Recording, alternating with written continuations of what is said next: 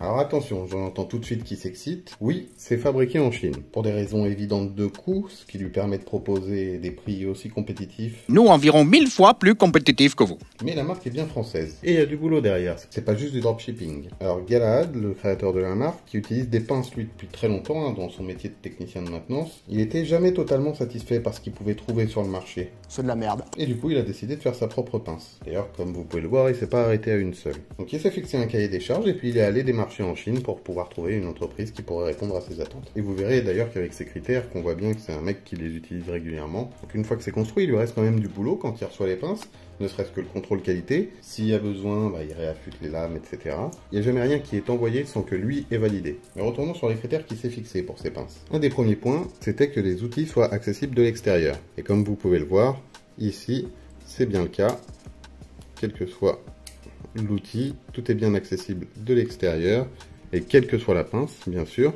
Ça permet d'éviter d'avoir à ouvrir la pince pour aller le chercher à l'intérieur, comme c'est le cas sur beaucoup de pinces d'ailleurs. Le second point important de ce cahier des charges, c'était que toutes les lames puissent être ouvertes à une main. Et quand je parle des lames, je parle du coup des 4 outils principaux qui sont aux extrémités. Donc ça compte la lame avec serration.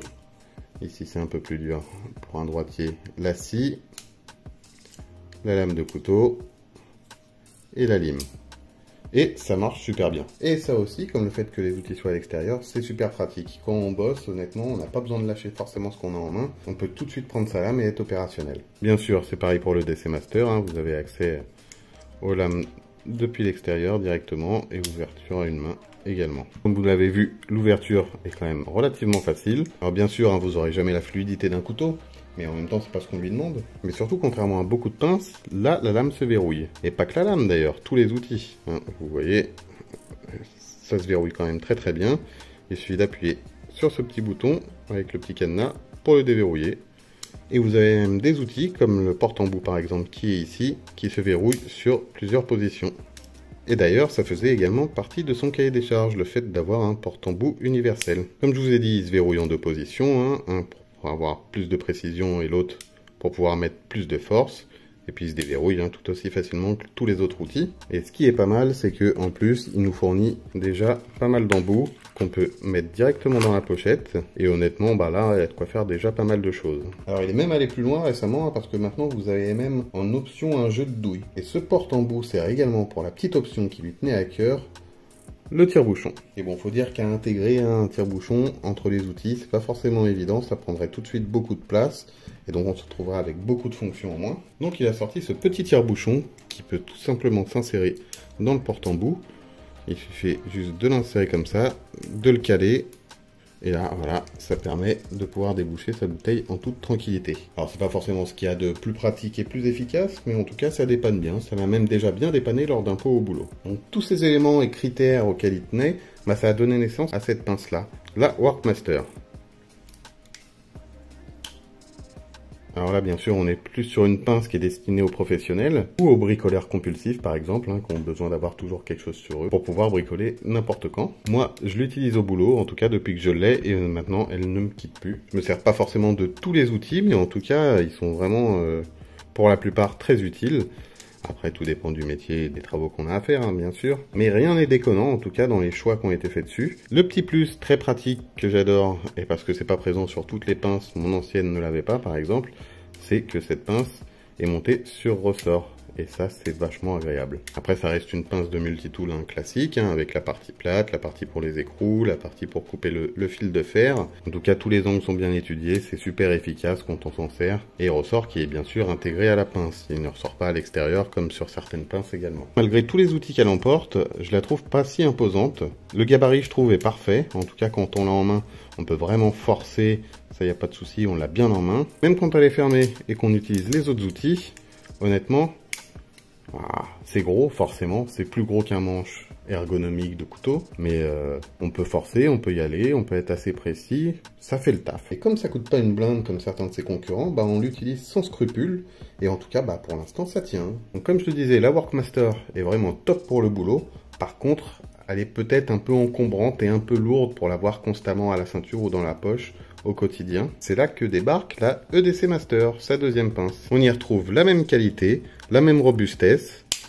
Honnêtement, ça à avoir sur soi constamment, dans le sac ou même dans la poche ou à la ceinture, c'est vraiment au top.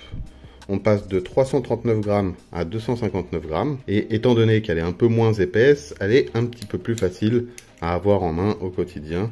Donc légèrement plus confortable, mais surtout beaucoup plus facile à porter. Vous verrez qu'il a même mis un clip hein, sur cette version-là, ce qui n'est pas le cas sur celle-là. Et malgré le clip, hein, elle est quand même fournie avec son étui en nylon. Au niveau des outils, ce qui diffère, c'est qu'on est plus vraiment sur des outils pour le quotidien. Donc on va plus avoir le porte-embout universel qui est un peu imposant. Par contre, voilà, on a quand même des tournevis en minimum. On y retrouve la lime, de l'autre côté la scie,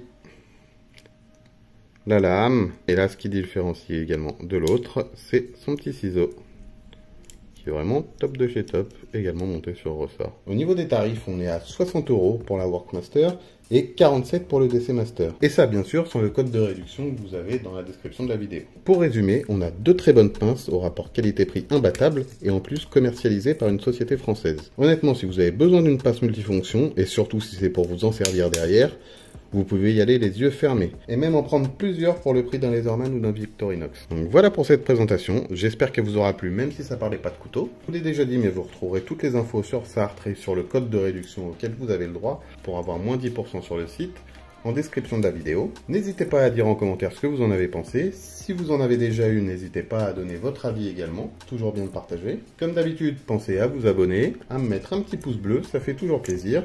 Et puis on se revoit très vite pour une nouvelle présentation. Ciao!